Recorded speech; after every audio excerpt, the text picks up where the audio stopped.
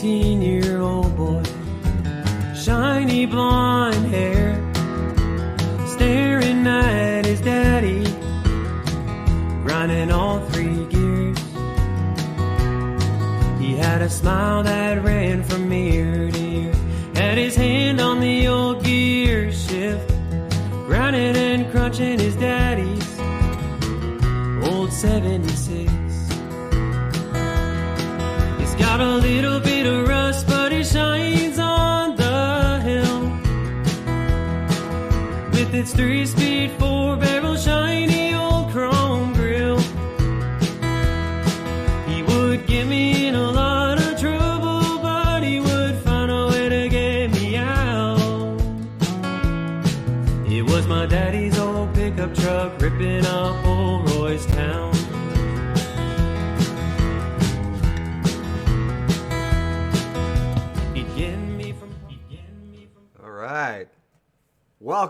Welcome everybody. This is the morning edition of Nash Talk, and he just got here a little bit ago, and I want to introduce you guys to him in just a second. But first, I want to tell you we're coming live from North Nashville. That's what I call it. We're about 20 miles north, between Springfield and Greenbrier, whatever, from the Freeman compound, as I call it.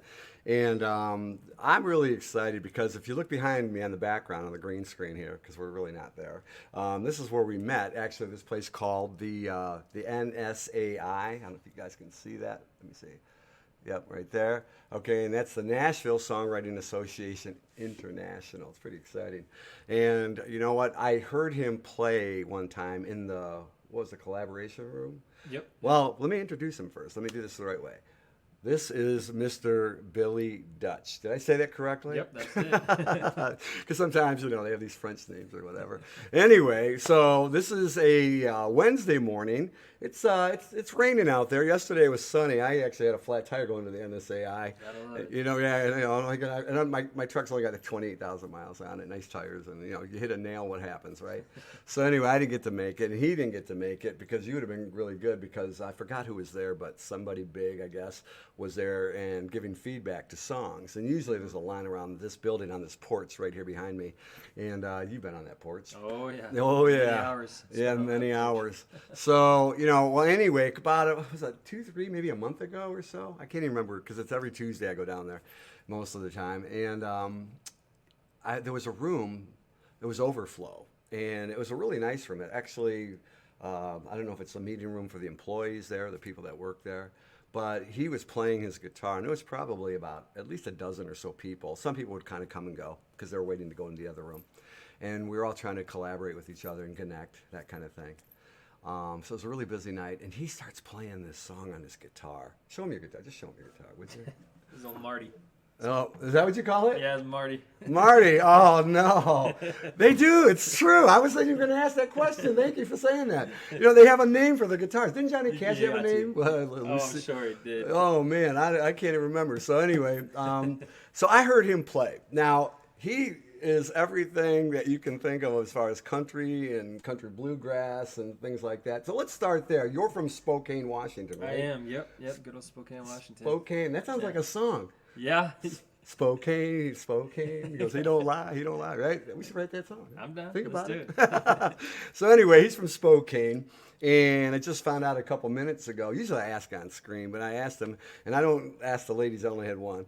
But I said, how are you? And how old are you? And he said 25, correct? Yep. And I go, well, that's my daughter's age, and whatever. He's such a young, brilliant, talented young man. He's got a beautiful voice. He really does. I mean, he sings acoustically without any reverb or any enhancements out there.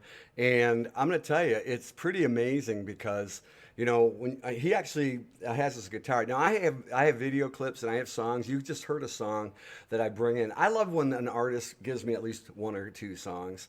And part of the Nash Talk thing for me is because knowing in my past that I've worked with a lot of record labels and radio stations and people like that, that as a songwriter myself, I thought, you know what? When I came to Nashville, there's a lot of songwriter groups and rounds, and you're trying to pitch your music, and you're playing all these open mic nights everywhere, 7 nights a week, all up and down the place. And you got to drive sometimes 20, 30 plus miles each way. Yeah.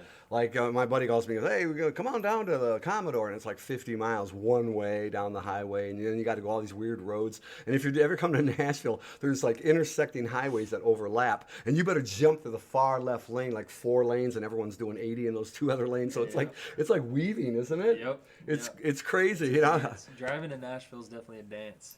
It's dancing. Wait, I gotta write that one down. It's definitely a dance. See, There's a song lyric right there. already, title, everything. This boy's magic. I'm telling you, this young man is magic. So Spokane, Washington. Let's start there. So so you happen to be there, and then I know that I'm just going by memory here. Great granddaddy was Dutch, right? Yep. Now tell me about that, and tell me about his sister, because I know he worked with a guy you guys may have heard of.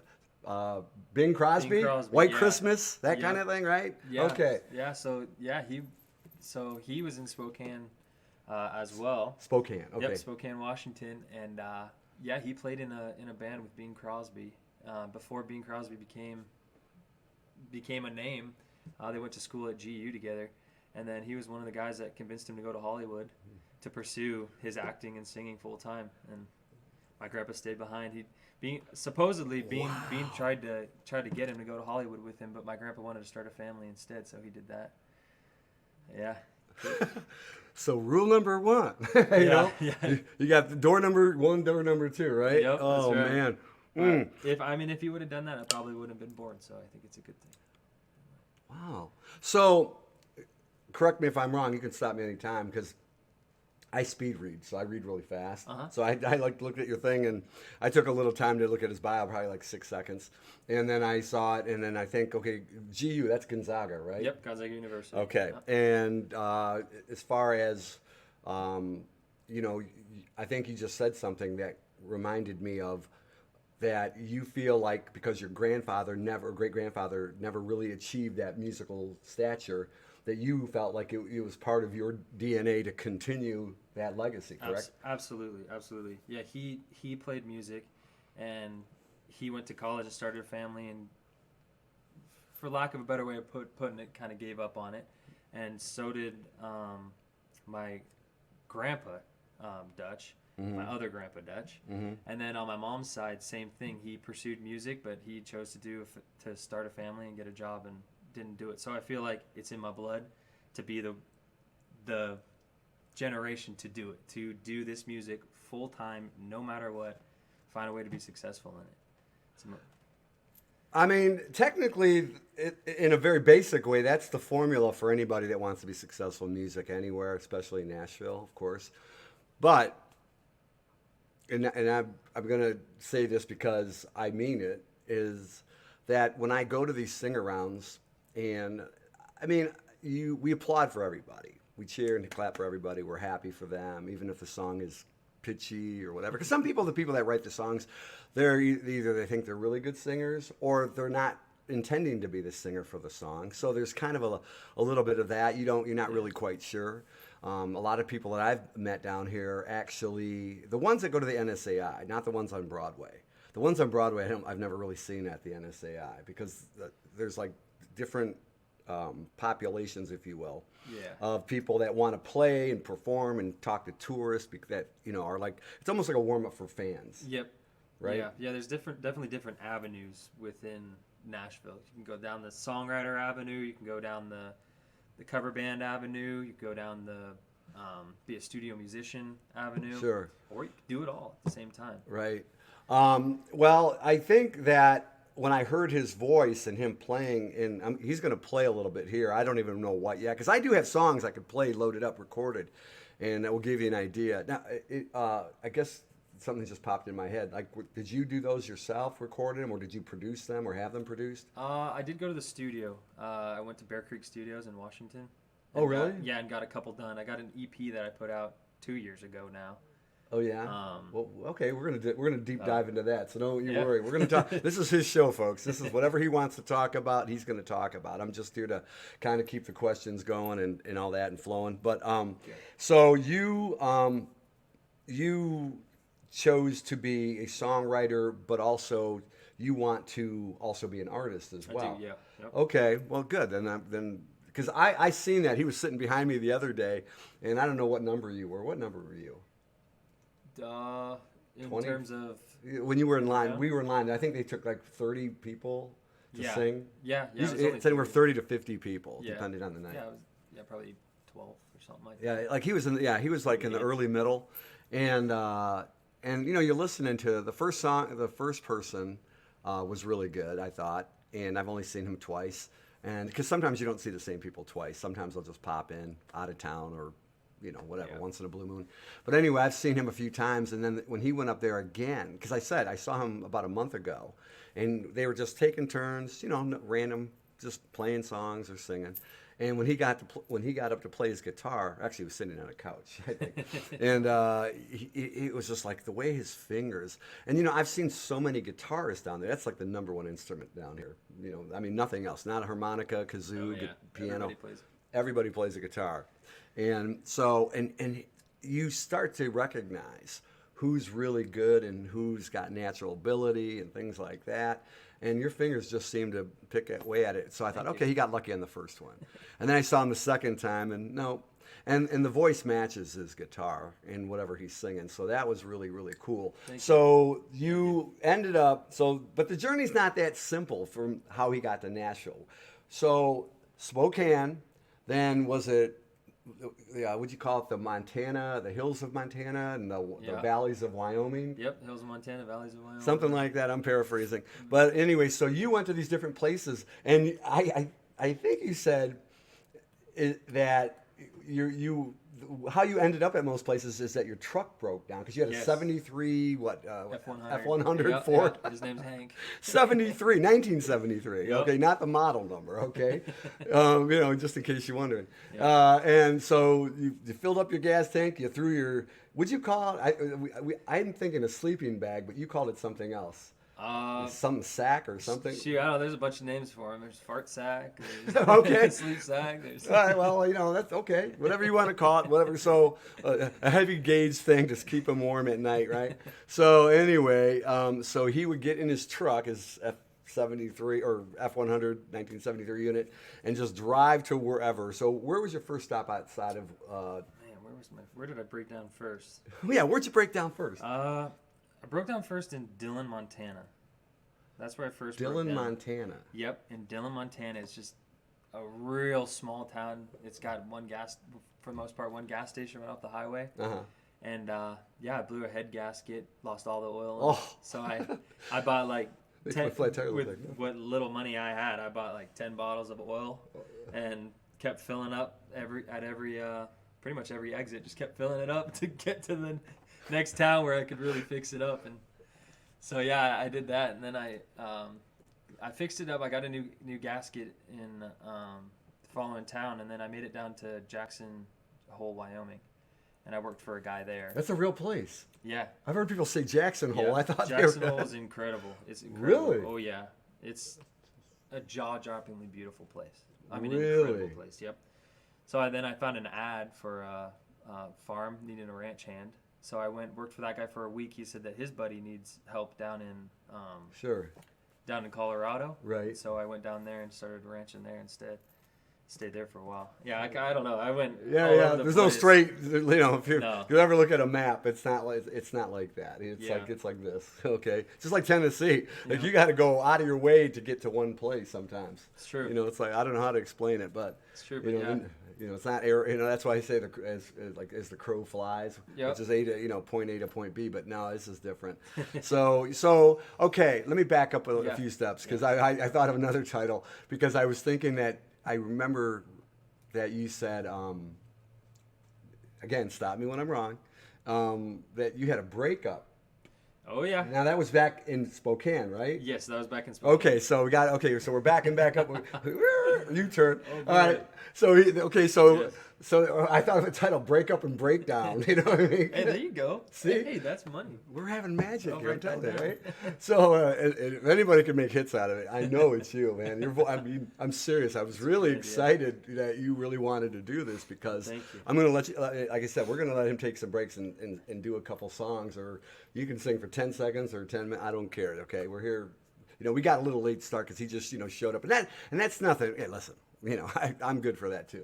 But because this is recorded, by the way, I just wanted to point that out. So it's not just live because I wasn't sure we were going to have an audience at 9:30 our time. It's like Eastern. It's 10:30 or whatever. So we got on about 15 minutes past that. But I just want anybody to see this. If you see this later today, tomorrow, next week, next month, and a year, you can actually make a comment or a question or whatever you want, and he's going to see it, or one of us is going to see it.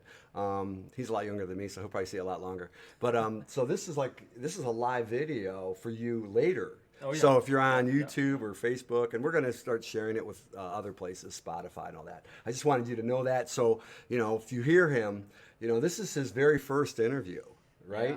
This was his very first interview, and I said, well, if you make it big, we got it, And he says, if you do anything else, I got it. No, but anyway. I gotta watch my tongue so that people don't have blackmail on me later. No, yeah. No, we won't let that happen. You seem like a really super nice young man. You're very polite. He's just very well spoken. I mean, he just exudes. He just kind of it just flows out of him how the positive. I mean, he was talking about being a ranch hand and going through Miami and Colorado and all these different places. I mean, he's the genuine cowboy, man. You really are. I mean.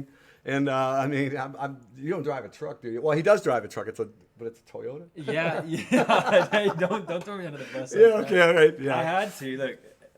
I had to get a Toyota. It's a 4Runner, an older one, but only because going from gig to gig, I gotta sleep. I need somewhere to sleep, and the 4Runner, the seats lay back. Oh, you're kidding me! I drive like that. I go from gig to gig. I go, look. I'm like, well, my back hurts. I'm like this, and people they go, "What's that guy doing?" I'm like driving like this. Oh, that's cool. Really? Yes, yeah. So I got a 4Runner so that it's reliable and is really good on highways. Oh yeah, absolutely. And then after gigs, I sleep in the back of it when I'm traveling. So. I gotta get one. Oh yeah. They're good for and they're decently cheap. So. Wow, that's cool. Yeah. So yeah, and I've known people that have owned them, and my ex-wife, and they drive amazing too. Yes, They're just they built do. really well. So okay, Yeah. that's cool. And you deserve it because pouring quarts of oil every I stop. still got that truck too. I still got. Do you Oh, really? yeah, it's in my dad's barn. Cut it out. No, I've been My fixing jaw's it dropped up. 3 times today. I've been fixing it up little by little. When I got a little bit of extra money, I'll fix it up. Yeah. So he still has American, folks. Yes. Think about that. Yes. All right, He'll be cool. restored hopefully in the next 10 years. That would be If a I can great make it. story. Yeah. We're the prequel to that story, okay? So there's some bonuses to that. Okay, cool. So you had a breakup. Let's go back to that. What was her name? Can you say it or no? Ugh.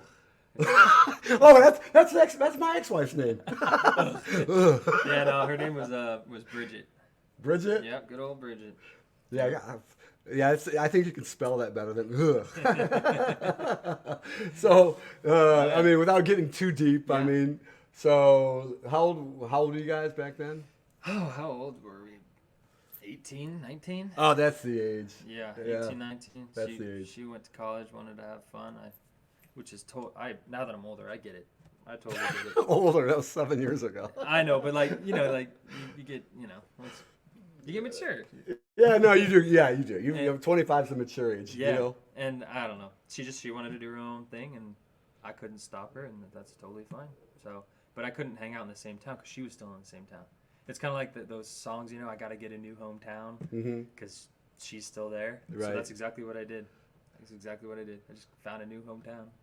Wow. So, but that's a lot of people. I don't care where you're from. I'm from Detroit, and I've been all over the country, and I've seen people far and wide. They think I'm a city boy, but I got a redneck cousin. We go up north. He fishes. I cook it. Whatever. We both shoot. So things like that. So I've been privy to the best of both worlds. We'll be listening to dance music, disco, and classic rock, and then next thing you know, we're listening to country and Waylon Jennings in Alabama. Variety. Yeah.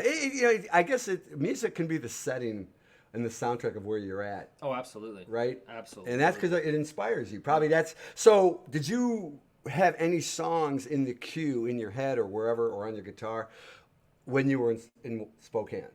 I actually didn't. I didn't start writing. Okay. Like genuinely start writing until I hit the road. That's when I really started writing and singing So, some bit you then? and playing the guitar. Describe that moment if you can. Well, when I left, I took my phone and I put it in the toolbox of my truck. Right. I turned it off completely. I pulled out an old road map, and I had no contact with anybody for over a month. I didn't want to talk to anybody. I didn't want to deal with anybody. I love So that. I just left, and I was in my head the whole time, and I had to figure out a way to get out of my head. And so I just kind of started writing and playing around with it, and I wrote the song "Love Me No More." That was the very first song that I actually start to finish. Love Me No More. And that was I wrote on the road, just at truck stops and stuff, writing it out and stuff. So you wrote the lyrics. Did you have the melody and everything in mind? Sort of, but it wasn't until I picked up the guitar that I really figured out the melody. Okay, let's start with that. Guitar. When did you pick up a guitar? I've been playing guitar pretty much my whole life. How'd that happen? My grandma, she was a really big influence on bluegrass. Okay. So she put a guitar in my hand, and Good for so Grandma. I was playing. What's her name? Debbie, Grandma Debbie. Grandma Debbie. Oh yeah, she's That's badass. country. She's badass. Debbie. Oh yeah, they play. Badass Debbie. Oh yeah. They play bluegrass, and they go all over, playing bluegrass and whatnot. So she threw me into bluegrass, which was awesome. But then I took a 4-year break. I didn't pick up the guitar more than 3 times in high school because I thought that sports was the cool thing and music. Of course. And so I regret that now, but yeah, it wasn't until then after high school that I picked it back up again, and then been doing it full time as hard as I can. Wow. Okay, I got more questions, but Yeah. you know, Sorry, I'm usually all over the place. No, I'm sure. no, you talk to me sometime. We'll talk. I see Russell Wicks is on there. He's from the NSAI. Hey, Russ. Hey, Vinny. Okay. All those guys. You know, sometimes people, you know, when you have a good conversation, you can talk about anything. Yeah. I'm gonna make sure that we squeeze the juice out of Heck this yeah. one today. Yeah, Okay. let's do it. So. You know, usually I wait like halfway through the show, and I've had some really cool guys on here. I had a guy, Jerry, Wayne Allen. I met him at the Green Light through a friend of mine, Russell, and he came on, and he was just a great guy. He had his guitar. He didn't really play it. I wish he would have. So, that was one of my biggest regrets. So, play us something right now if you want, just a little bit of something, or however. What do you feel like what would you like to start with? Shoot. Let me see if I can angle this camera down just a little bit. We've been talking about some guitar picking and stuff. So I guess I could play something guitar picky. Okay, let me see if I can move this a little bit. Oop, come on. There we go. What's this called? This is Waste My Time. I'll just play you a verse and a chorus. Yeah, a verse and a chorus is fine. Perfect. This one was that I wrote in the military. We gotta talk about that. Remind me, military. Go ahead. I wrote it in the military. It was about getting out of the military and wasting my time rather than them wasting all of it. So if that makes sense.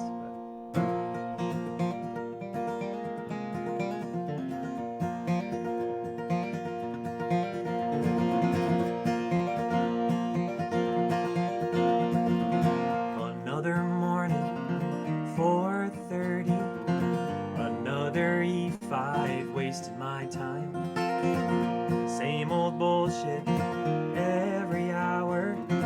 No longer feel like I'm in my prime. Someday soon I'll be back online. Only myself to waste my time. Gambling, drinking, singing out all night. Only myself to waste my time.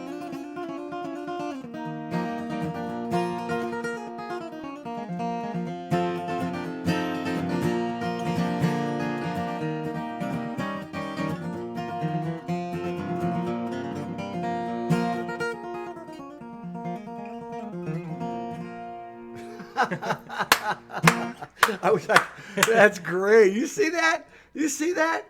This is crazy. That's awesome. That's awesome. Now, I mean, I remember somebody came up after him, and a lot of people that are down here, and I got to say this again. I'll just say one time, carefully when I describe other songwriters, because I'm not throwing anybody under the bus, regardless of what.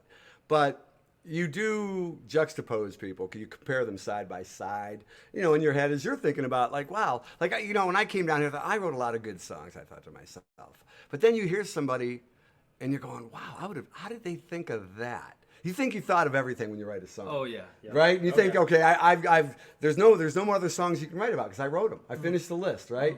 That's not true. That's not true. Always something. It's always something. I thought when I was a little boy, I thought that. Yeah. If you're a songwriter, you're writing songs all day long. It's crazy that you say that. Yeah, I think I showed you. I was scrolling. I was like, and then and I think the part of Nashville that I was always looking for was that I go, you know what? Because I don't play guitar, and I told him I showed him my keyboards over here, and I said, there's got to be 10,000, good guitarists. Just ask them, right? And I hear some guys playing, and some are pretty good, but I remember when you got on and then you got off your set was it a week ago? Mm-hmm. Yeah, it was a week ago, and I just remember somebody made a comment right after, and I could tell he was pretty confident. And he goes, my fingers aren't like Billy's. You know what I mean? Oh, yeah, that's actually my good buddy, Max. Oh, is it really? Yeah. He's a good guy. Is he really? Oh, yeah, he's killer at songwriting. Is he really? Yeah. Oh, wow, okay, so I remembered all that. Yeah. And, wow, so look at somebody said that was incredible. Thank you, Grace. Yeah, this is the guy right here, man. Appreciate it. And I've got, he's got a whole list of songs. Oh, by the way, before we forget, in fact, wait, hold on, I got to put a banner up. I hope it works. I was having a little issue, and I never usually do, but let me see.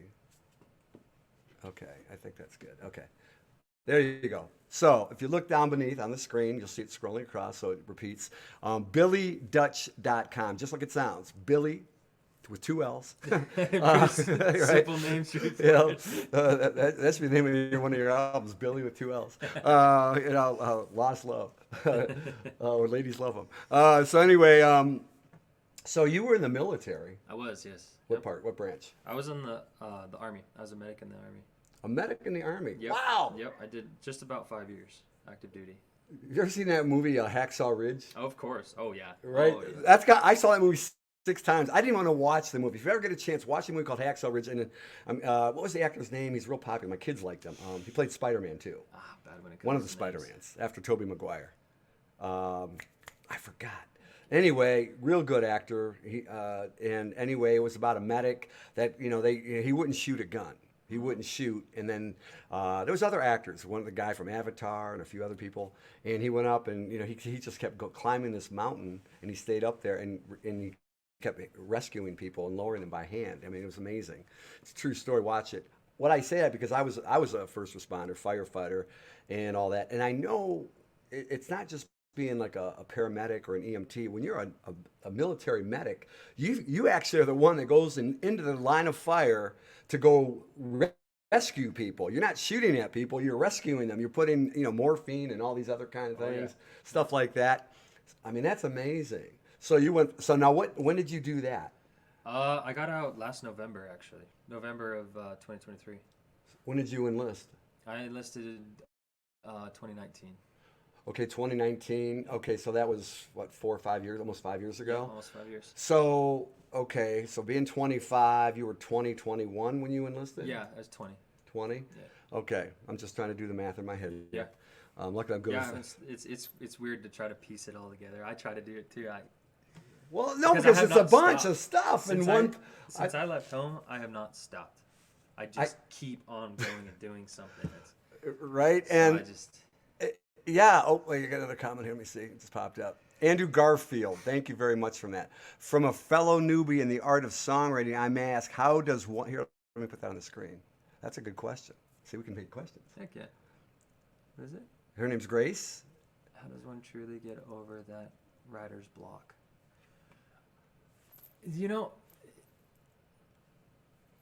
I don't know if it's...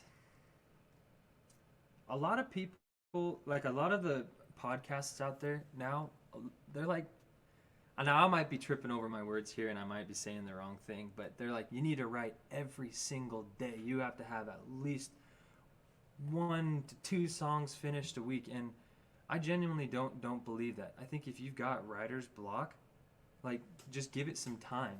Give yourself some time, and you'll eventually come out of it. That idea will come back to you. Just give it time, and I don't think that anybody should ever push a song. I don't think that they should ever push a song. I don't know. Sometimes I get writer's block, and a co-write will help. I'll try to do a co-write, but I don't know. I just say just give it time. Like, just give it a little bit of time, and don't overthink your writing. And that's how I think you can get over writer's block. Yeah, I mean, that's a I don't great know if that answer. makes any sense, but No, you know what? Because the question was directed towards you, and I'm not going to answer it because I have my own techniques and I understand that. Because the writer's block has always been brought up for as long as I can remember. Yeah. They have books on it, classes on it. yeah, and I don't know. I think a lot of that is like just part of the, for lack of a better way to put it, like the Monopoly game. You know, like Yeah, that's a good way. I mean, we all got to make money somewhere, but I think there's a lot of BS out there, and I think a lot of the people, Do tell. it's easier for them to say things like, I don't know where I'm going with this. I'm actually just gonna stop now. No, Talk too much. No. crap. You know what? Here's Just the keep thing. riding. Don't Here's give up on it. here's what I've learned by most of the songwriters, and I think you're inspired. I think that, remember when I was starting to say about the books, because I bought writing lyrics after I wrote like 50 songs or so, maybe more than that, and I just said, well, maybe I'm doing it wrong. Because I'm scribbling on paper, on a napkin, on the mirror, in my head. I'm trying to remember words. I actually created an acronym this morning of a, it was a good title, but not great. So I said, okay, DEAM. And I can't, something. I couldn't remember what DEAM stood for. So sometimes you'll lose your words. I don't know does that happen to you? Yeah, Like you got all this the time. great moment and this great lyric or this Yeah. great title, and then all of a sudden, crap. And then even if you repeat it over and over and over and over and over, sometimes it's like throwing a wrapper out the window, Yeah. and you wonder where it went. But what I like about you, for everything I've seen, is that you're not afraid to sing, and like his voice just flows. Sometimes I'll hear people and they get really pitchy. Yeah. And I don't know if you're staying in the safe lane, but like I've heard you go a little deeper. I've got a little bit higher. So you've got a nice little range there. Thank you. What's your favorite range of singing? Probably higher. I'm more of a, what is it called, tenor? Yeah, I'm I more can of tell a that. tenor. Yeah, So- yeah. So, I mean, but he's, he's gotten into it, and I don't know. Like, did you see his fingers though? And I mean, I was, even when I was a kid, what scared me from the guitar, and I had just thought about it first time since probably before you were born, because we're quite significant and different in age. But it was like I just remember like, how do they sing and play at the same time? And then another thing about a guitarist I've noticed this the last couple of years more than ever. They're like, I'm looking at the A chord and the C chord, and I'm doing all this, and I go, I have to keep looking at it, and they're just like this, and like I'm like doing the whole fret thing and all this other stuff. I'm like, how do you? I mean, well, that's my question. I mean, how do you? That's a side question, But how do you like get comfortable with that kind of thing? Like I noticed that. What's that slider thing you have? Oh, my capo? Yeah. It's a page capo. Oh, okay. How do I get in there? There we go. Yeah. These page capos are awesome. They're used Wow, by I've never a lot seen of, one like that. Yeah, a lot of the bluegrassers will use these capos. They're very, very good capos. Now explain to the audience what that capo is. What a capo is? Yeah. So a capo, you move it up your guitar neck, and it brings the key up. So if I want to play a song that has G, C, and D in it, but playing it down here is too low in my range, then I can use the capo and go up to maybe the 5th fret and play the G, C, and D, and it brings the whole song up so I can sing it easier. See, you're learning things, kids. It's Yeah. fun, isn't it? Oh, yeah. That's really neat. And it's so subtle. I barely even noticed it. Yeah. Because I noticed they used that's what they gave me. They gave me this one big felt-looking one. Yeah. Looks like a big giant clothespin or Oh, something. yeah. Some of those are pretty crazy up here. With them. Yeah, and it's pretty obnoxious when you Yeah. think about it. And I thought, what is that? Yeah, these ones are pretty darn cool. That is These ones are cool. cool. You're going to have to tell me about that after later. Okay, Yeah, cool. Well, that's why I wanted to share it, because I just wanted to think about Yeah, it. these ones. This is Paige Capo, Paige, and I actually met them at a bluegrass festival, and they're really cool people. They're a husband and wife company that I would recommend. Wow, you might be, hey man, we're looking sponsorship. Oh Huh? no, they're awesome. They gave me Did you just they say money? no. They actually were so cool that I told them that I was in the military. 'Cause I was home on leave at that time, and they gave me a free capo for it. So they're really cool people. Well, first off, I guess I have to acknowledge that because I usually do, because I've dealt with a lot of military guys of pretty much all the branches. Yeah. I had friends, Especially in the fire department. yeah, it was crazy, and even before that, and I can tell you that off screen, but the thank you for your service, thank you for your service, right? Because that goes hand in hand, like a fire extinguisher to a fire. I mean, it's just I guess using those terms, but so did that inspire you to write any kind of different type of music when you were in the military? Did you ever see any kind of combat, or did you get deployed anywhere? I didn't. Or I were you didn't just see mainland? any combat. I spent a year in Korea. I mean, it's not combat by any means, but Right. I did spend a year in South Korea up at Camp Casey on the DMZ. Okay. And that was good. It was intimidating at some points, but Yeah. but Oh, so you were in South Korea, right? Yeah, I was in You're South not in Korea. North Korea. What was That's I when- thinking? yeah, I were you on the Were you right on the line there? oh yeah, I was 10 miles from the DMZ. So Oh it was wow. that was pretty Explain the DMZ to people because The- this is really a big deal. It's a big deal to us too. Yeah, the DMZ is the line between North Korea and South Korea. And they have guards that They have stare at guards. each other. They're unarmed now, but Ah. they've got guards that they literally just stare at each other all day long. It's pretty crazy. To intimidate each other Yeah, all to day, just like intimidate each other. robotic, Yep, right? Yep. And yeah, it's just a constant. Tension. Like I'm not, like little kids. They're like, I'm not poking you. I'm not touching you. You know how they do that, Really? little kids. But it's constant between South Korea, America, and North Korea. So, okay. It's pretty. We get into a whole interesting. subject about that. Yeah, we don't yeah, have. yeah. But I mean, did that inspire you to write any kind of music about anything there, or? Only one. I wrote a song called Two Brothers. It's about two brothers going into battle together, and one of them not making it out. That's a great But- title. But they essentially they made a pact that they would both get each other home no matter what. Right. And so that's essentially what happens at the end of the song when one of the brother passes away. He carries his brother's flag home and rides back home with his casket. Wow. Wow. So Yeah, it's one of my favorite songs. wow. So You might have to play that. I don't know. Maybe I don't know. yeah, I'd love to play it for you. Yeah. You want to play a little quick riff? Sure, if you want to hear it. Well, that's why I'm here. I just wish my camera was a little wider. I'm using a different camera, so let me just bend it down a little bit. Hope you guys don't mind. As long as you guys can hear it, we're good.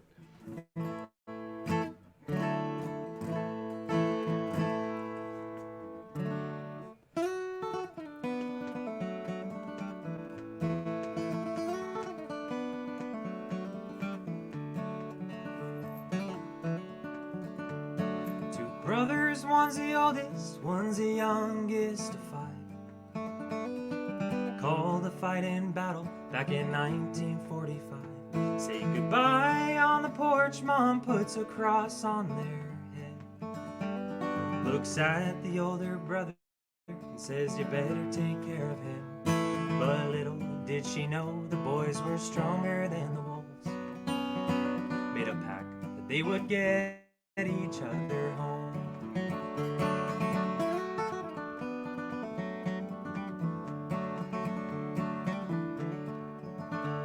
Two brothers both excited, go running off to drill. Learn to fight in battle, learn nothing but to kill. Are told to be strong, not to worry and not to fear. Told one of you will die, don't panic, just prepare. But little did they know the boys were stronger than the wolves. Made a pact that they would get each other home.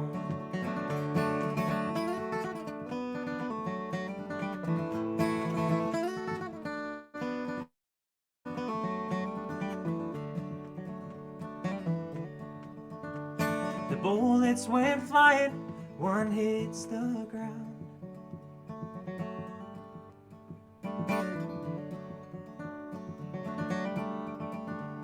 Calls out for his brother, but doesn't hear a sound.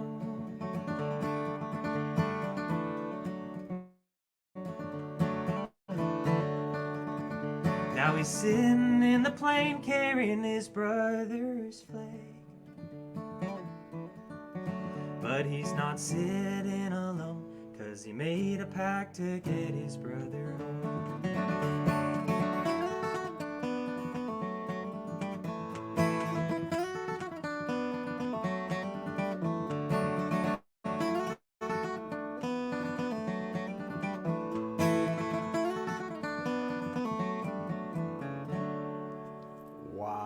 Wow. I don't know if I have to put a little flag behind you. Sorry. Oh, about you that. put the flag up? Yeah. All right. Wow. That was great. Wow. Thank you. Wow. My buddy Ryan back in mid-Michigan. Nice sound. Nice. Sounds good. Christine, thank you. Mr. Positive Detroit Radio, national radio, and TV is in the house. Yeah, see, we got some people watching. They're going to, yeah. Hey, Mr. Positive, do me a favor. Get your boys to see this guy. This is the real deal. Get Tim Roberts, Big Timmy. You know how you call him Timmy? You know, CBS Country Radio. This kid is for real, man. I mean, you know what?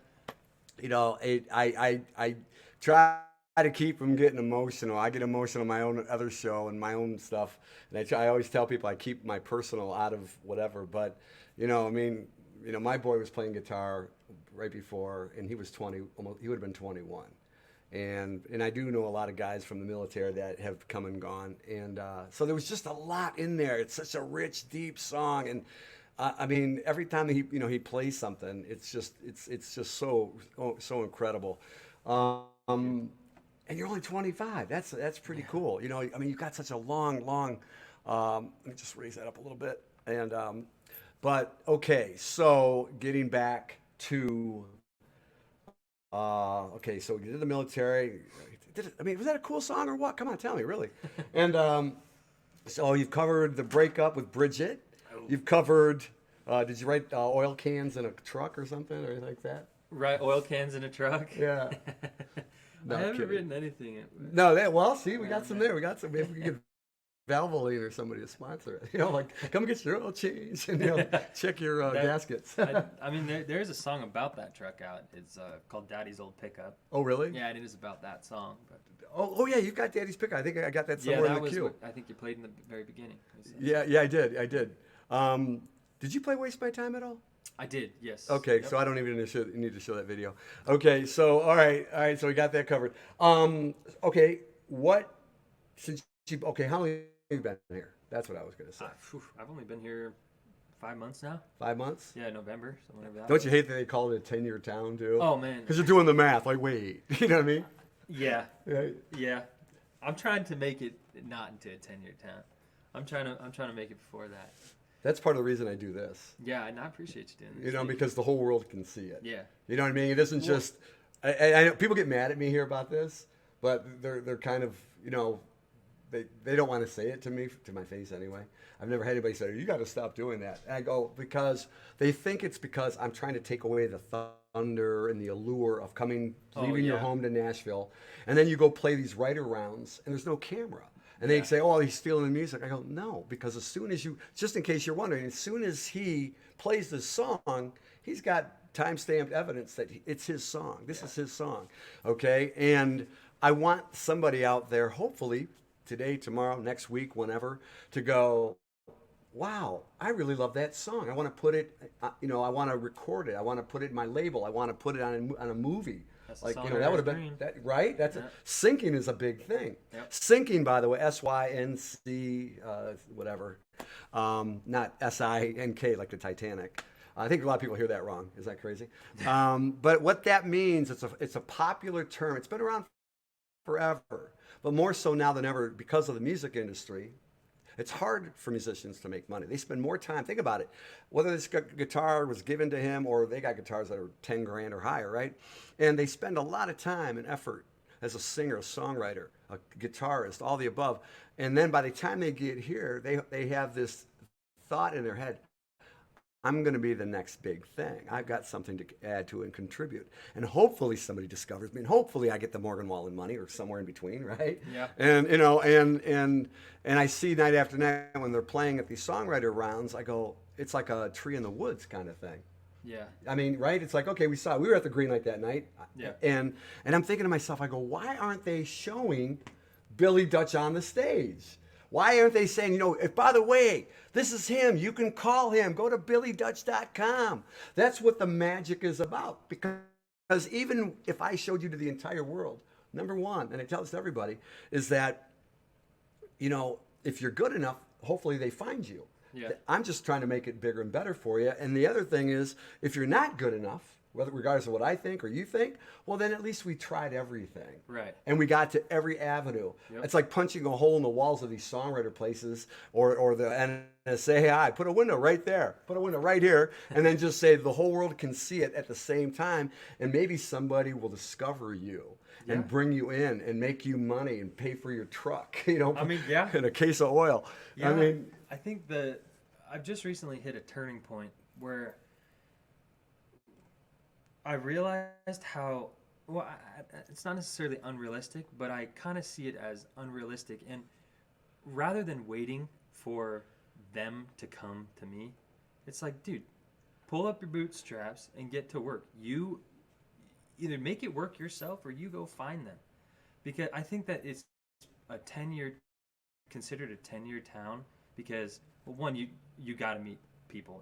And it takes a long time to meet people. Absolutely. But also because I think that a lot of the people, they wait for somebody to come to them rather than them putting in the work and genuinely making it work for themselves. And I think I think the really successful ones are the ones that totally forget about fame and money and Capitol Records signing you, and are the ones that are just like, I really like writing songs. I really love playing guitar, and I like doing both of those live and going and doing it as much as you can and with as many people as possible. Mm-hmm. Kind of like a Chris Stapleton. Like that's what he did. He just was like, I'm just gonna do what I love. I don't really give a damn about the money. I know I ain't gonna make money right now, so right. Just want to do it. Well, but in fairness, the only thing I think is that, once you've made, 6, 7 plus figures and your bank account is low, you're not having to think about how to survive. I think, yes, you can do that. I also think that you can go back and really try to help people. Like, go out of your way to go. I think that, and this is going to probably get me shot in Nashville, because you're right. There's a lot of charms and allures perks of being in Nashville, the camaraderie, the social, but there's also a lot of communal tribes too. Hey, you got to go over there. What kind of guitar? That's not a Fender. Yeah. You know what I mean? Yeah, or something. Or you walk them, you don't have a cowboy hat. Why do you got a truck driver hat? You know what I mean? It's just there's little. I've seen it. The clicks. Yeah. And that's everywhere, right? Okay, but I think that the mission for some people, like me, I came down here to find. See that pile right there? That's since I was a kid in high school. Mm-hmm. All the songs I wrote. Oh, nice. You know what I mean? And that doesn't include what's on my phone and on these computers, right? Yeah, yeah. So I figured I'd come down here and it would be an easy thing to do. So, but because, I see a young man like you that's really super talented, that's really got a great story behind you. And I didn't even know the story when I approached you. I didn't know any of your background, none of it. And when I read it, I'm going, okay, I get it now. Because, you have to go through the rivers of life. And, he got in his truck and he's pouring oil. He just broke up with Bridget.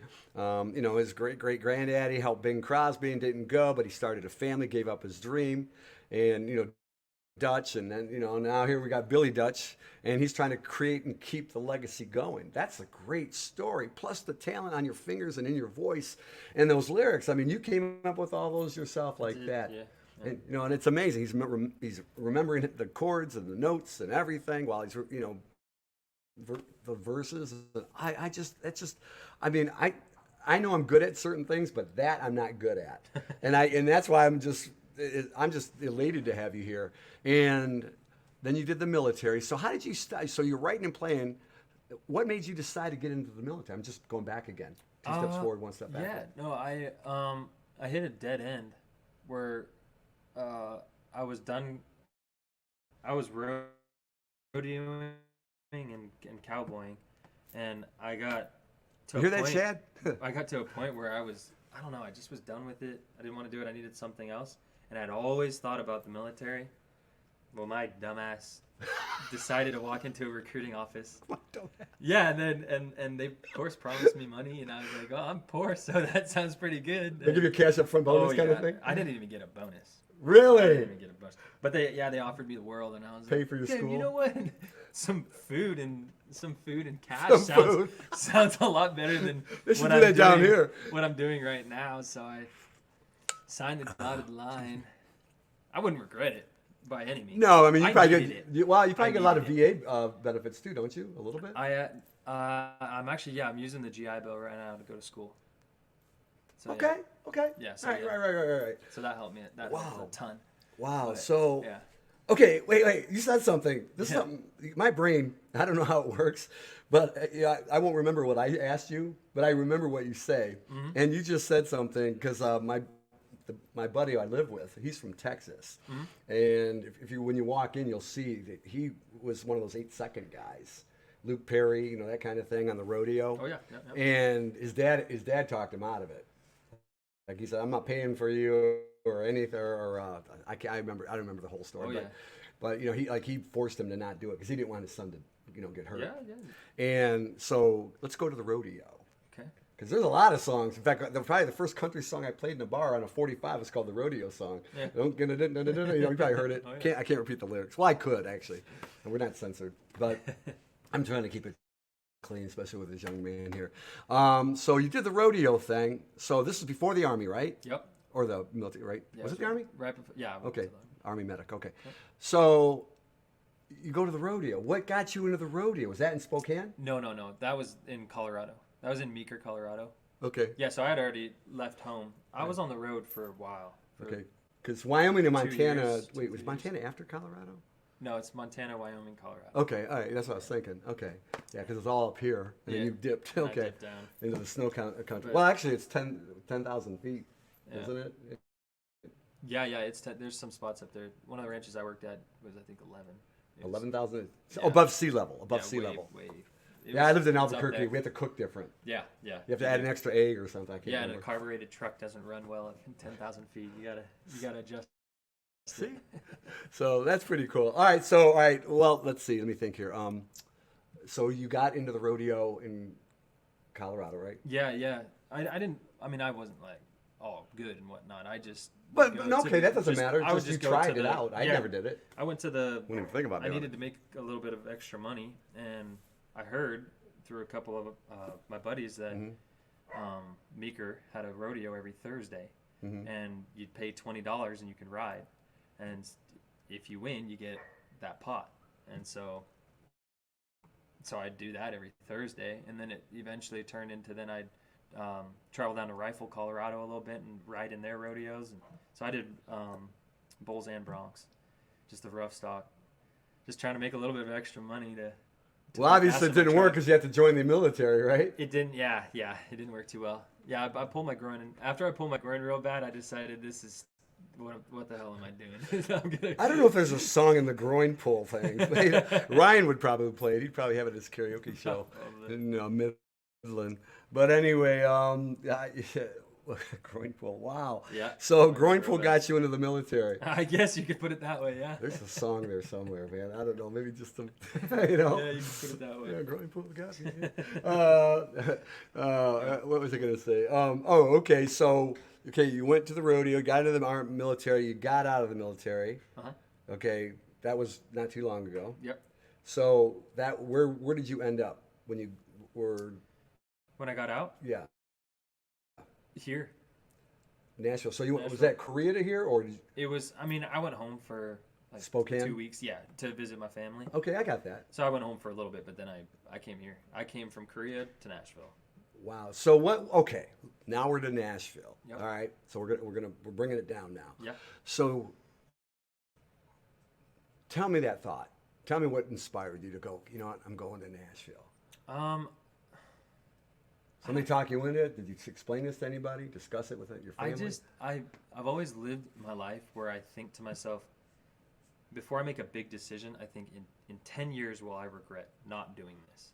And Nashville was one of the 10-year regrets. I get that. So I'd been writing and playing, and I'd been playing out up in Washington when I was in the military, and of all my friends were like, dude, you gotta do it, you gotta do it, you gotta do it. So I was like, you know what, I'm gonna go for it. And it was one of those, if I don't go now while I'm young, I'm gonna regret it in 10 years. And I have so many people that believe in me. There are so many people that believe in me more than I believe in myself, and they were a big factor in me. Really? Oh my God. Who was your biggest supporter? Probably my cousin and her fiance, Bucky. They shout out Bucky and Teresa. There you go. Oh yeah, they have gone to every single one of my gigs. They always text me, keep it up, keep your head up, you've got this. That's awesome, bro. They definitely are my biggest supporters. Wow. And so yeah, just having everybody tell me that this is something you need to do. You were meant to do this, dude. And I don't think that it was BS either. I think everybody's being honest with me, and so I just did it. I just was like, screw it. Let's go. Let's do it. Let's do it full time, 100%, all in. So that's what I'm doing now. You hearing that? By the way, I had to remove the Nash Talk logo over his head. It was covering part of your face, and I'm going, they need to see you more than they need to see me.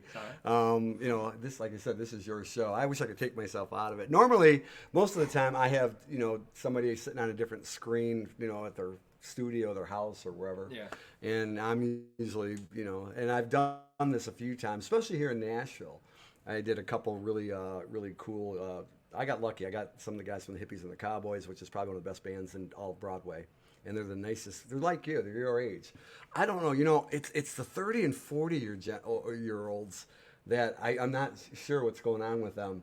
You know, they're like the early to mid 30s to, I should say the mid 30s to like the late 40s. There's something. I hate to say that because there's probably people going, "What's he talking about?"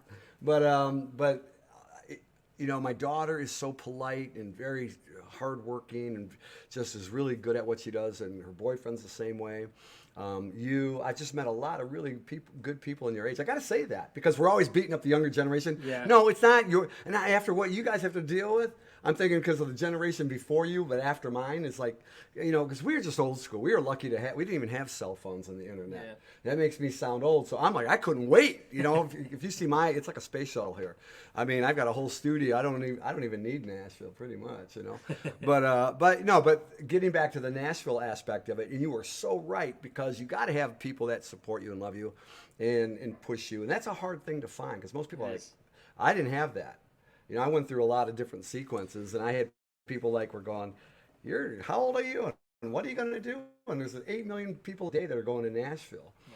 And I said, well, if there's a will, there's a way. That's right. You're never too old to pursue your dreams. I know that sounds so cheesy and like a crappy tattoo, but you're never too old to pursue your dreams. Yeah, and look at it. I mean, just the fact that I'm sitting here, and he's young enough to be my son easily. And I love that he's also, you know, he's like, you know, what do you call it when, you know, we're all the same group. I'm lacking words here. You know, when we all have the same common goal. Yeah. So we're all on the same level, the same page, so to speak. And I think that's really, really cool. Let's say 2, 3, 5 years from now, or less, I hope it's less. Yeah. But looking back, because they always say, do you have a 5-year plan? Right. And, you know, in a 10-year town, so you get 2 chances at that, right, to do the math. But nobody really wants to. And I've heard people say to me that have actually written hit songs, they go, yeah, I came here, and they said, you know, 10-year town, and I go, I was going to make it in half that time, and that's 15 years later that my song finally hit. Yeah. But having that said, what would you think, looking back, not just on this, but, like, what would your goal, what do you want your goal to be 5 years from now? Where do you see yourself 5 years from now? Hopefully. I don't know where I see myself, but I know where I'd like to see myself. And that would be, I mean, obviously, it'd be pretty nice to be on a tour bus, riding around with all my buddies, playing music for everybody. I would love to do that. But I also see, in 5 years, a family. I do see myself starting a family by then, maybe having at least one kid by then. But you're the total package, dude. You really are. You really are. If my daughter wasn't taken, I would have probably said, you know, because my daughter didn't date all the way through high school and college. Yeah. You know what I mean? And she's a model and everything. And I said, because they all looked at me and I go, what? Mr. Huh? You know, but you're one of those guys. I'm like, absolutely. You're just a charming young man. So I mean, look, you've been at rodeo. You've been, all what do you call it? You worked on the ranches. Yeah, ranch hand. Ranch hand. That's what I was looking for. I knew there was a word hand in there. I'm just trying to think what came before that word. And ranch hand. You got the medic thing going on, and now you're here in Nashville. So, what things have you really found that you connected to here in Nashville, besides the Songwriting Association? What am I connected to? And by the way, I'm not a spokesperson. Yeah, no. NSAI has been a really good spot. In terms okay, of, then I'm a spokesperson. in terms of helping me meet people, because I would never have met you. I would never have met 3 people that are my favorite co-writers if I didn't do that. So that for sure. And then I also, through a songwriter, I met Pat Lassiter, and he has taken me under his wing. He is such a cool dude. He played bass for Tracy Lawrence, and he's been in Nashville, or he's been doing the music scene since he was 17, playing music his whole life. And I don't know, I found you meet really cool people here. So I found going to his studio and whatnot to be really, really cool too. What studio? I don't think he's got a name for it. It's his own little home studio. Oh, okay. Yeah, like mine. Yeah. Okay. Yeah. Mine's called the Ultimate Nashville Studio. No, I'm kidding. Just in case. No. So hey, we can record together. No. But anyway, okay. So the Nashville Songwriting Association, your friends that you've met. Has there been any place that you've played in particular more than once that you really enjoyed? It's really hard to play out here, like get gigs without management. But there's a ton of open mics which are cool. You did the Bluebird. So I got to do the Bluebird, 2 weeks ago, which was incredible. I had it on film somewhere. I had it. I couldn't. I think I downloaded it, but I'm not sure. What was the song that you did? I played Dirty Hands, my song Dirty Hands. Well, since I don't have the video, you're going to probably play that in a second. Yeah, I'd love to play it. I'm actually going to put it out, if not next month, in the following. Real quick, because we've been on exactly an hour. Now I'm on your watch because I know you got school at 12:30. I do, yeah. How far are you from there? I got to give myself an hour to get there. Okay, an hour. So let's see, 12:30. Okay, so want to do like another 10 more minutes? Yeah, that's okay. Yeah. Okay, cool. I'm just, I'll go as long as you want. No, that works. I'm here. I'm not going nowhere. But anyway, okay, I'm just looking out for you. Yeah, appreciate That's it. what I do. I look out for people. Thank you.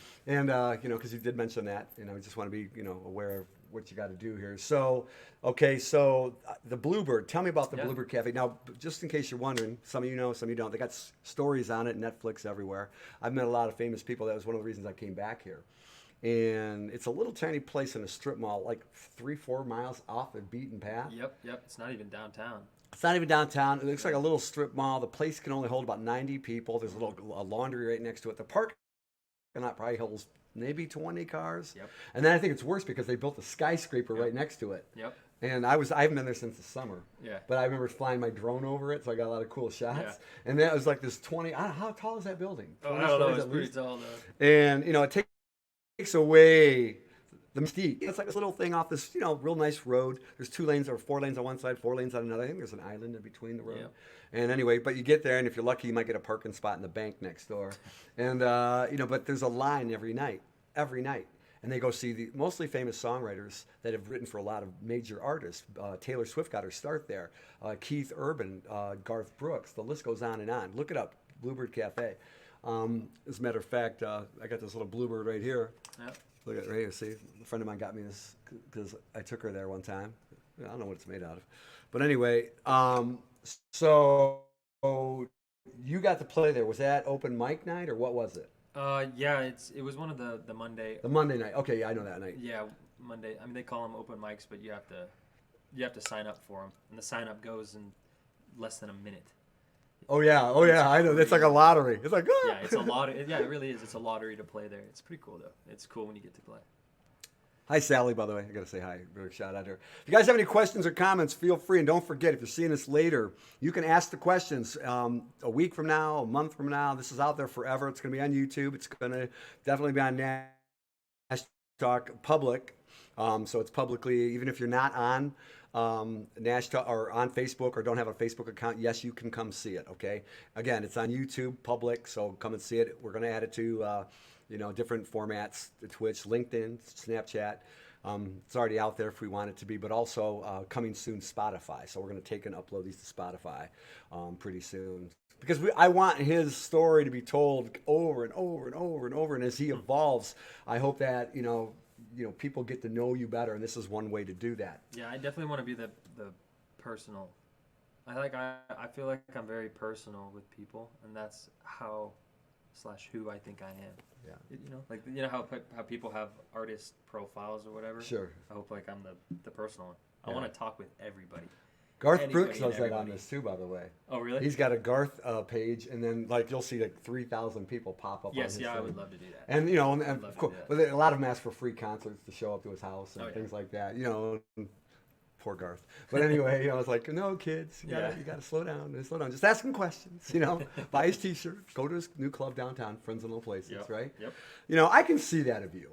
I'm not just saying that. I really can see that. If I was to pick somebody I've been to the National Songwriting Association, and every time it's had no less than 30, 40 people there, and all songwriters. Yeah. And sometimes I feel like, I could write with them, or sometimes, but you're one of those people, you're one of the handful of people, when I say handful, it's like this, that I can actually pick out. There's a few girls, a few guys, but you're one of the few people I can sit there and go, you know what, he's got something.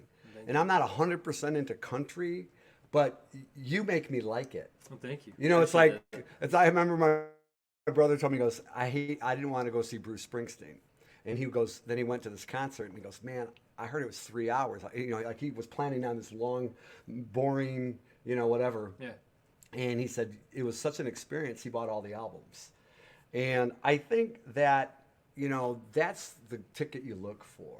You look for somebody's life that you can go, wow, it's interesting. He can relate to me. They can relate to me. Something like that. You're very relatable. And I really, really like that. And like I said, I like bluegrass more just watching you play, listening to it. Because that's what I do. I close my eyes. I don't look at the people. I kind of, I'll hold up my camera sometimes. You'll see me doing it, but I'm listening. I'm like a billboard reporter. I'm listening. I'm going, da, da, da, da. Would I play that on the radio? Would I play that in a movie? Would I play that at a wedding?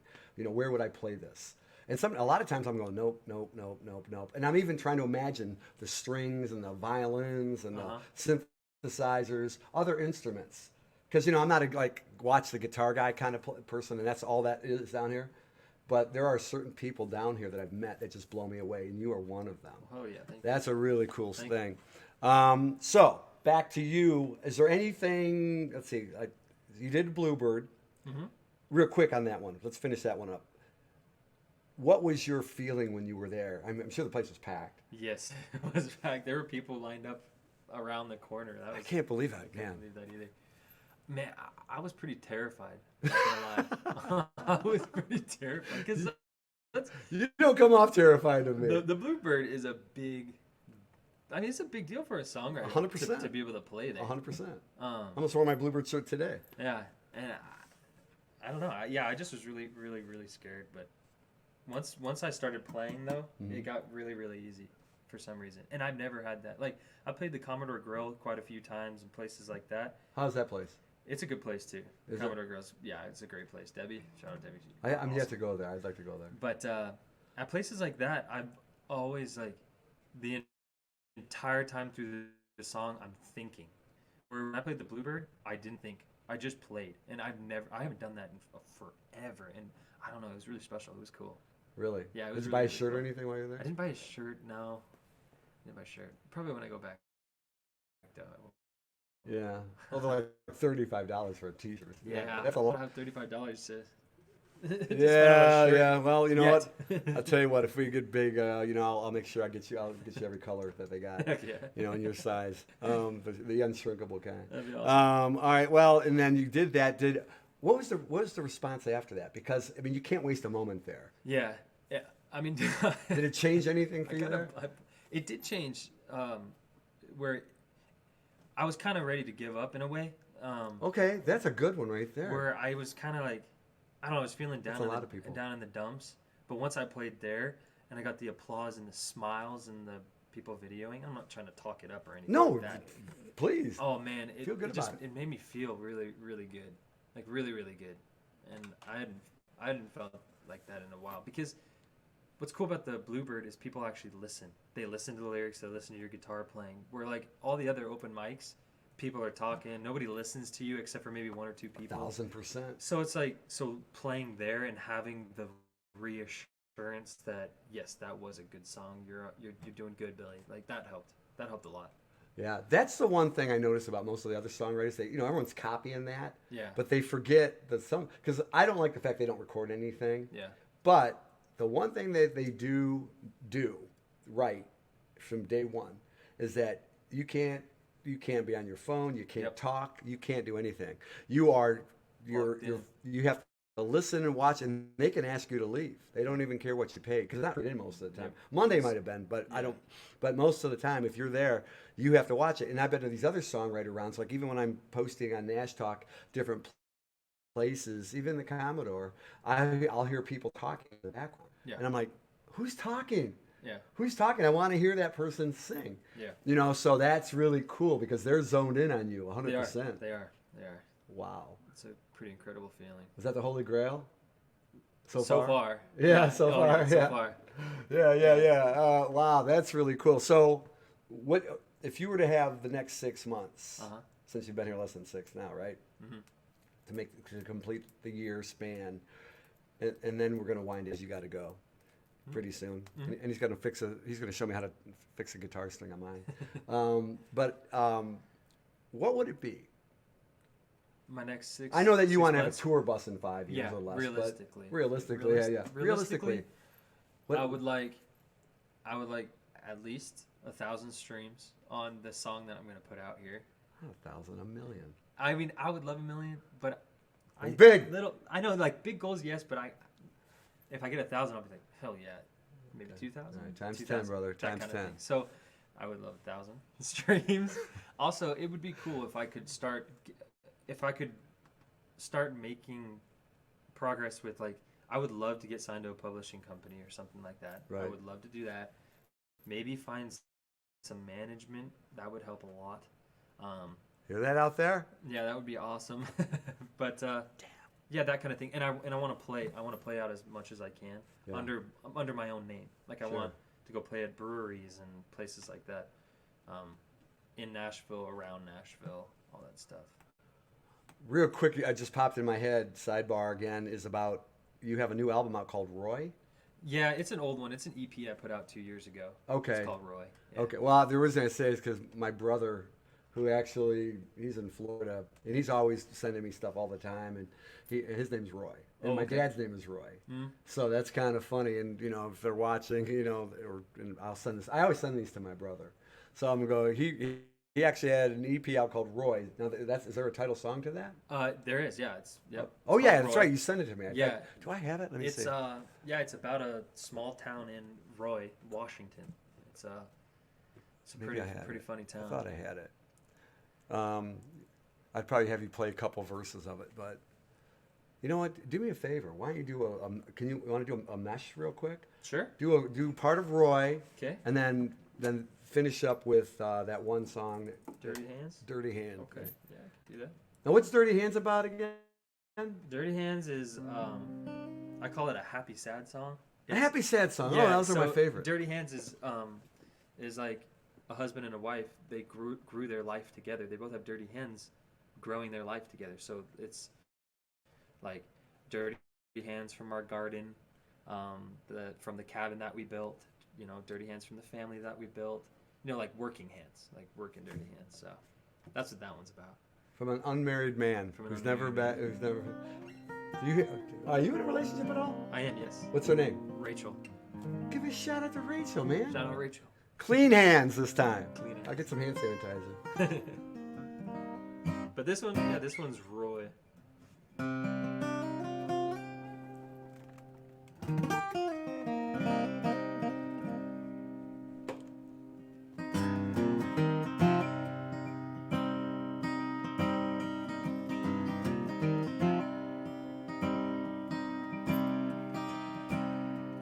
young guitar player searching for room to show off his music, to show off his moves. There's a bar not far from the prison he stays. He saddles his horse and rides all day. It's an old lost town called Roy. Beer, liquor, and oil. They'll welcome you in with wholehearted eyes. Double cross a member, you'll kiss it goodbye.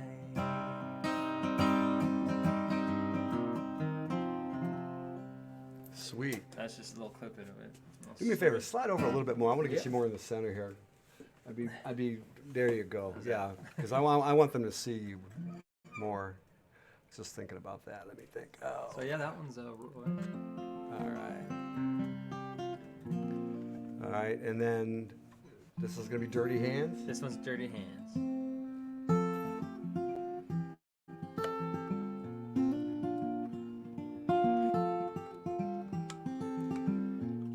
This one I'm putting out next month, hopefully. Really? Yeah. Dirty hands from our garden, red stables, white trim, wildflowers by the cabin, a wooden porch wrapped all around it. I wanna make a life with you, yeah, maybe have a kid or two. Dinner, you and me, save up for a diamond ring. Add a dog or cat, yeah, I like the sounds of that. Get down on one knee, ask, won't you live this life with me?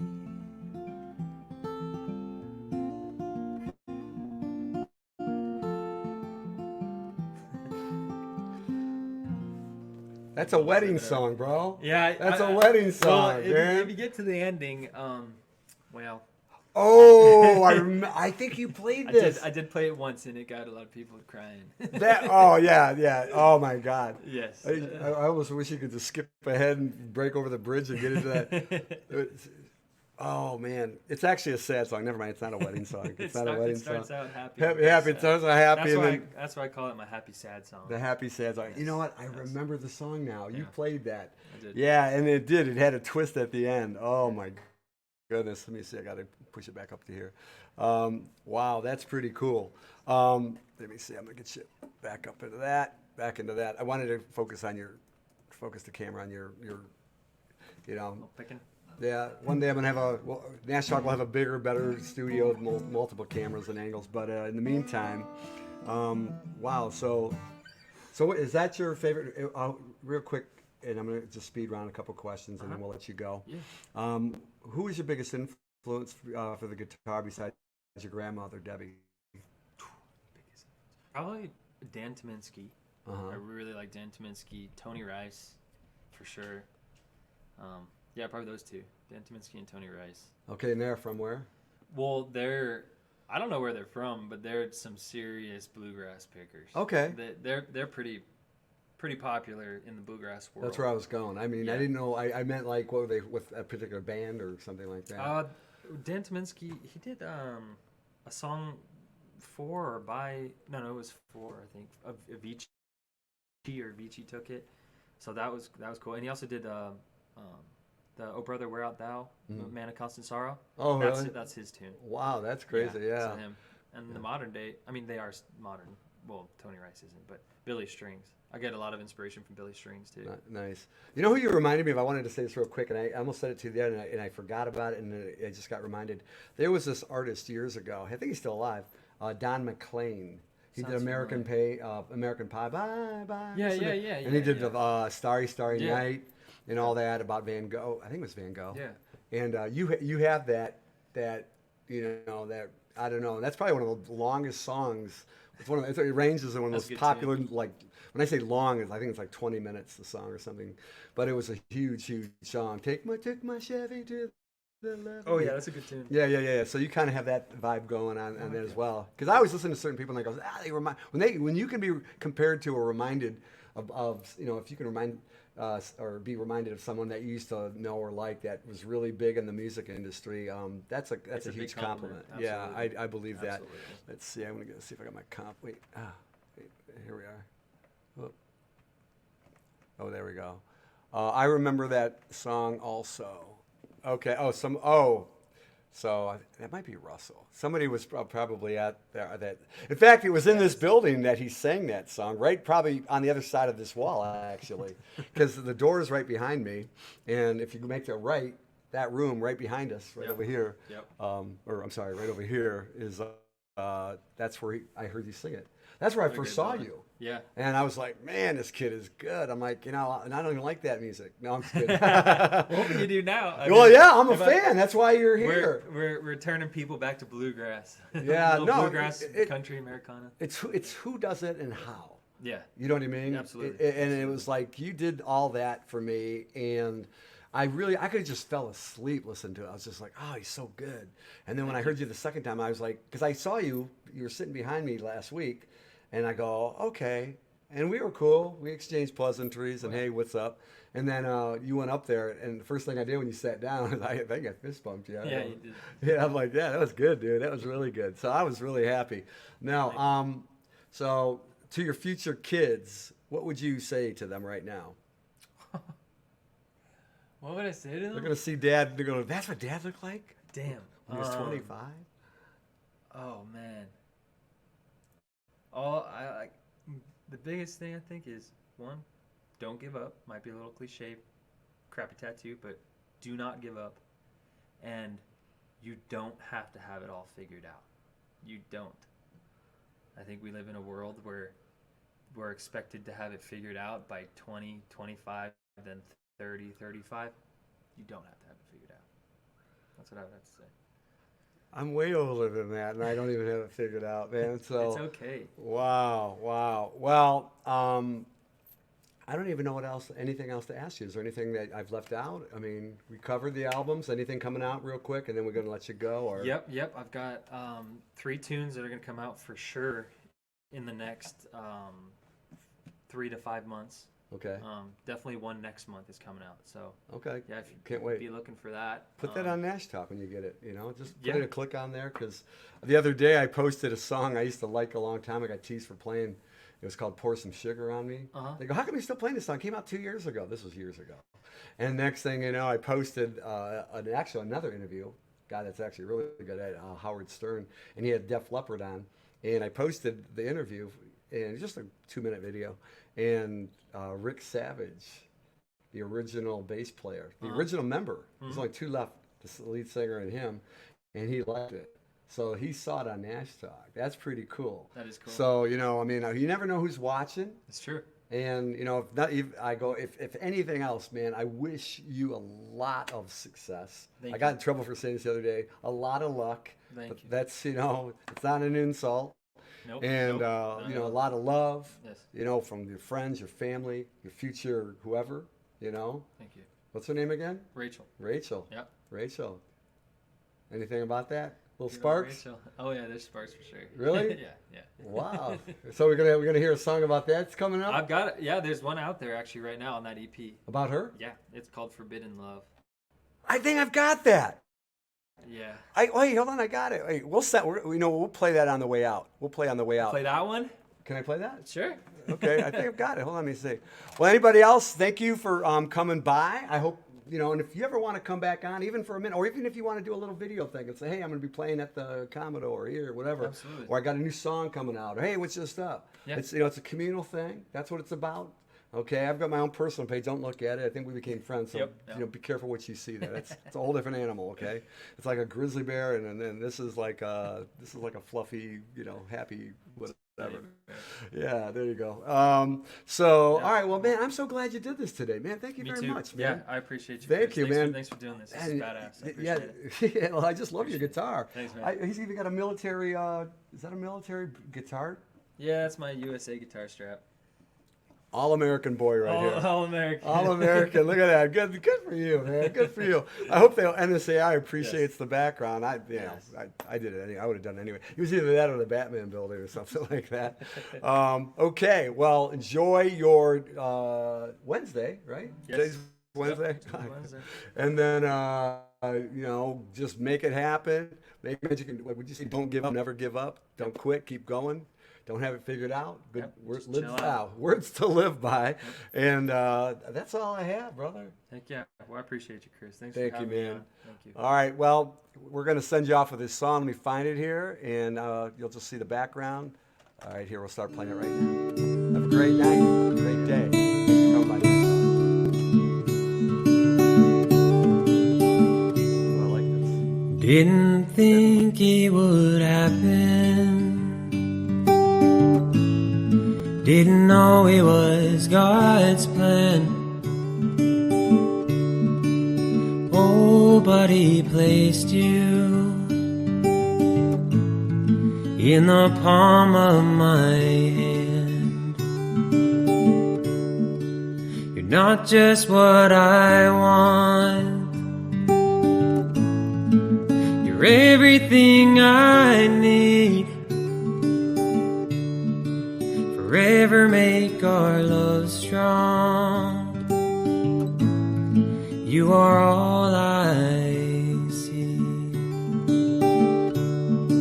Although we have to hide our love, their wrath I do not fear. 'Cause all that they can do doesn't change the way I feel about you. Running, hiding from them makes me feel young again, like a pair of teens from high school, hiding from her parents. I'll always fight for you. I'll protect you in my life. But promise me one thing, you'll only lay with me at night.